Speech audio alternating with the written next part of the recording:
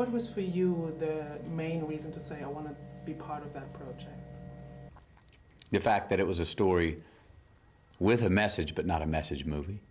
The fact that it was a real opportunity for a tour de force character piece.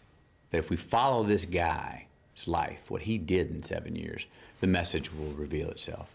But it's not ever trying to be a message movie. I found that hugely entertaining. I found it blasphemous. I found it anarchic. Never at the sacrifice of the heart of the story. I thought the combination was original, and it was my kind of picture. The one thing everybody's talking about, obviously, is your diet you did for the movie.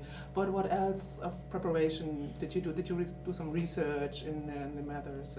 Yeah, I had mounds of research with this guy. One, Craig Borton, the writer, had 16 hours of transcripts from his original interviews.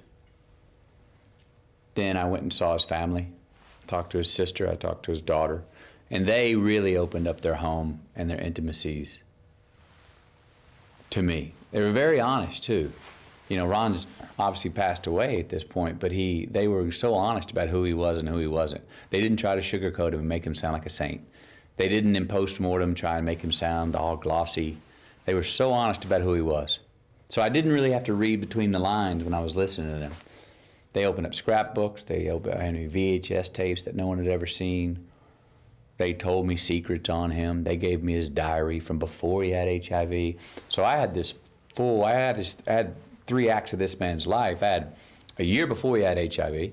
Then I had a lot of things when he had HIV, and now I had these people talking about him in post-mortem. So I had 3 acts on this guy to really dive into.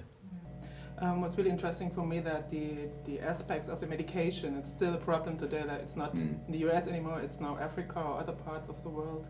So do you think this movie can also raise awareness that it's still a problem about? I think it definitely, the relevance, you know, gives another strong stance in the conversation.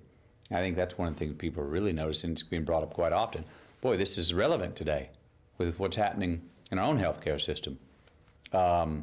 So it keeps the conversation relevant. It keeps it above the surface, and gives people another example to go, see, like this. And anytime you can stretch time and go, look, this was a situation 25 years ago. Look, we're still in it. It shines another original light on the subject for people to understand it. Without being rude, I really mean it in a good way. You could have done a lot of movies where you've been the nice guy and just, you know, the hero. And this is a movie where you took a lot of risk. Is this also maybe a way, another language, saying to the people, I am an actor, I'm not just the poster guy? Well, look, I'll tell you this. If I'm going to stereotype and say this is like an anti-hero, and a lot of some people have said a lot of the roles I've been doing are anti-heroes, that's fair. There's a freedom that comes with, the anti-hero makes up his own rules. The anti-hero doesn't placate or pander to society's rules or social mores. The anti-hero doesn't have to be as considerate to anyone. There's a freedom in that I sure enjoy. You did perfect, and that's great. Thank you very much. You're welcome. Thank you.